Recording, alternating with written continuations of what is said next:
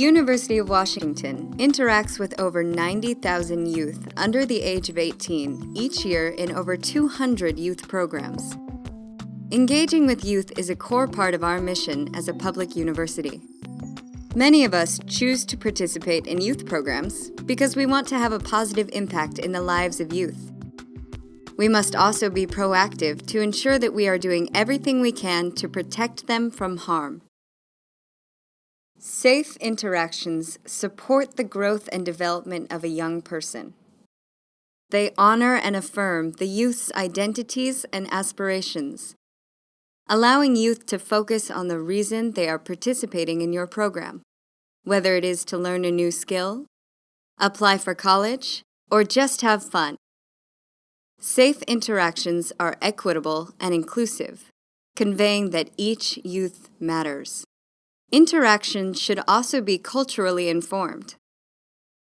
We can't be an expert in all cultural norms, but we can seek to understand and respect cultural differences in communication, physical contact, and other interactions.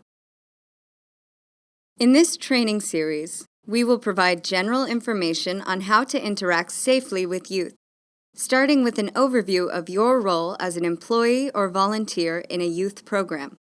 We will also address different types of interactions, including communication, physical contact, and supervision. The University of Washington standards for interacting with youth have been integrated into each of these trainings. The standards for interacting with youth can be found in their entirety on the Youth at UW website. Authorized personnel involved in university youth programs must follow these conduct standards at all times. Throughout the series, you will have the opportunity to hear from program staff about their experiences and best practices for promoting safe interactions within their programs. You will also hear from youth participants about their experiences in the University of Washington youth programs. This module of the Promoting Safe Interactions with Youth training series will focus on your role. University of Washington community members play an important and influential role in the lives of youth. Your key responsibilities are to maintain professionalism, model healthy boundaries, and create a safe environment. With thoughtful planning and intentional interactions, it is possible to achieve all of these things.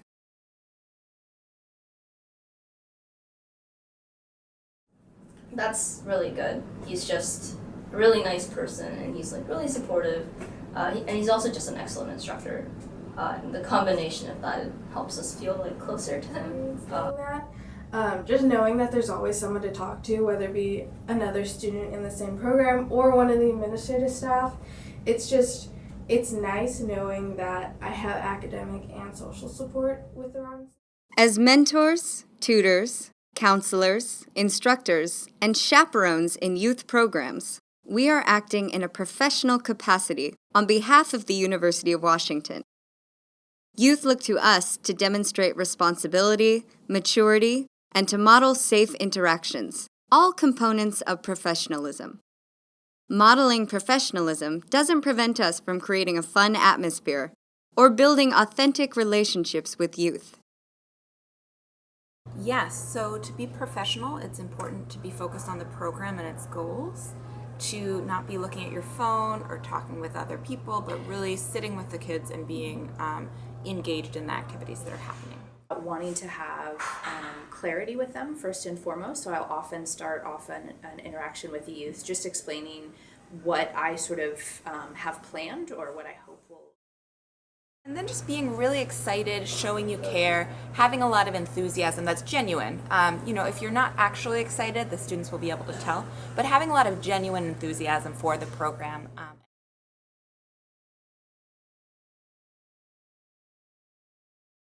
So I think in general, they're not only just preparing us academically, but they're also preparing us socially and giving us the life skills needed to be successful in the university.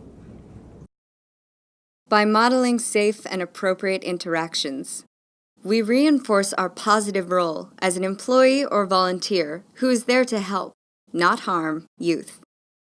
We are also teaching youth healthy boundaries regarding personal safety and relationships. These are skills that will benefit them into adulthood. Youth may not always understand that a professional relationship is different from a personal relationship. It is our responsibility to explain and model these differences when necessary. Clearly communicating program policies and expectations for conduct promotes healthy boundaries. Take time to explain these policies and expectations early in your program and refer back to them when needed. So, for example, if a policy or a rule for the kids is no running in the hallway at the school, if one time you let them run in the hallway, then it really creates a sense that that boundary isn't important. So being consistent over time that this is the boundary, and also describing why. It can be really helpful to say, you know, the reason we have a rule about no running in the hallway is because sometimes people get hurt and I don't want you to get hurt. So being really clear and really consistent is an important way to keep boundaries. Creating guidelines together that everyone is aware of, or if you're working at a school that already has guidelines, being aware of what those are and making sure there's conversation to remind the group about those guidelines. Setting good boundaries on what you are allowed to do, and then outside of those boundaries, allowing kids to use their imagination. It's nice when you feel like there's a place there, like actually, that you can just go to and chill out in and belong in. As youth program staff, it is our job to create an environment that is both physically and emotionally safe for youth. This helps youth feel comfortable and secure so they can focus on learning and having fun. Each youth program will have its own unique needs to consider in creating a safe learning environment.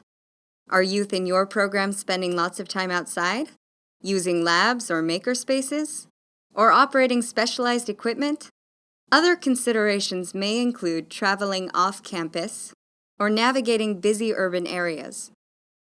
It is our responsibility to maintain an awareness of the varying environments in which our programs operate and plan accordingly so that youth can participate in activities without a risk of injury. I think about the setup of the space that I'm in, so wanting to be sure that there's distance between us, such that it feels like the student kind of has their own space and I have my own space. I think about whether or not my door is open or not, wanting to be sure that students both have a sense of privacy, because sometimes we are talking about difficult academic situations or family situations, but not wanting them to at all feel trapped or isolated or cut off from other people.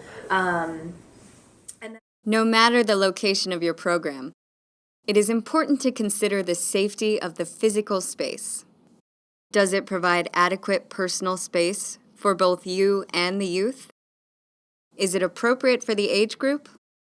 By being aware of the unique environment of your program, you can create a safe place for youth to fully engage. As mentors, tutors, counselors, instructors, and chaperones in University of Washington youth programs, our responsibilities are to maintain professionalism, model healthy boundaries that promote comfort and safety, and create a safe environment for youth to learn and grow. With a little enthusiasm and creativity, we can continue to find new ways to make programs safe and fun.